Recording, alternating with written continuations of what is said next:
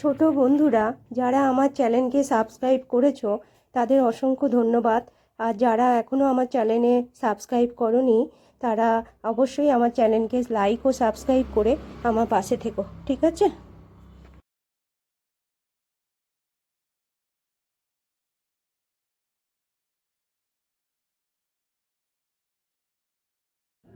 তোমাদের ক্লাস 5-এর পরিবেশ ও বিজ্ঞান বইয়ের 43 আর 44 পাতার পড়াটা আমি শুনিয়ে দিয়েছিলাম, ঠিক আছে?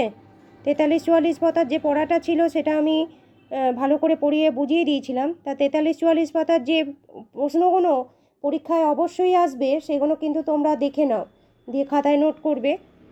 দেখো কি আছে, হাওড়ার জলাভূমিটির নাম কি? সাঁতরাগাছির ঝিল। কী হবে? সাঁতরাগাছির ঝিল। পড়াবার সময় আমি এগুলো সব ইম্পর্টেন্ট করে তোমাদের বলে দিয়েছিলাম। আবার এই প্রশ্নগুলো তোমাদের করে দিচ্ছি, এখান থেকে যে বাছাই করা প্রশ্ন আছে তোমরা খাতায় নোট করে নেবে, ঠিক আছে? আচ্ছা দেখো, রসিক বিল কি? এটি কোথায় অবস্থিত? এটি হচ্ছে একটা বিখ্যাত জলা। এটা কোথায় অবস্থিত? কোচবিহারে অবস্থিত। পরের প্রশ্ন কি? জলাভূমিতে নানা জায়গায় কি কি নাম হয়েছে? দহ, পটস, তাল, চাউরস, মনস বা ডাল নামে পরিচিত। বিভিন্ন জায়গায় বিভিন্ন জলাভূমির নাম হয়, তা সেই নামগুলো কি কি এগুলো এখানে করে দিয়েছি। কবির দহ কি? কবির দহ হচ্ছে একটা বুঝে যাওয়া দিঘি। ঠিক আছে, কবির দহ হচ্ছে একটা কি বুঝে যাওয়া, যেখানটা নোংরা পড়ে আবর্জনা পড়ে এগুলো বুঝে গেছে, একটা দিঘি। কয়েকটি বিখ্যাত জলাভূমির নাম কি? পুরুলিয়ার সাহেববাঁধ, হাওড়া সাঁতরাগাছির ঝিল, কোচবিহারের রসিক বিল। ঠিক আছে, এগুলো হচ্ছে বিখ্যাত কতগুলি জলাভূমির নাম।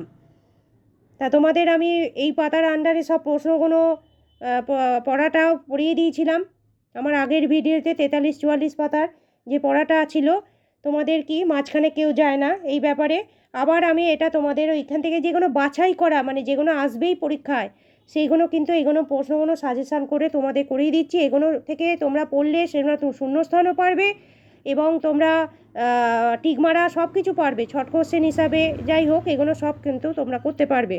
সুতরাং এগুলো খাতায় নোট করে অবশ্যই আমার চ্যানেলটির পাশে থেকে লাইক, সাবস্ক্রাইব ও শেয়ার করে, আর যদি জানার ব্যাপার থাকে কমেন্ট করে দিও। তোমরা নিশ্চয়ই উপকার পাবে যদি আমার চ্যানেলটিকে তোমরা নিয়মিত ফলো করো, ঠিক আছে? ছোট বন্ধুরা তোমরা সবাই ভালো থেকো, ঠিক আছে?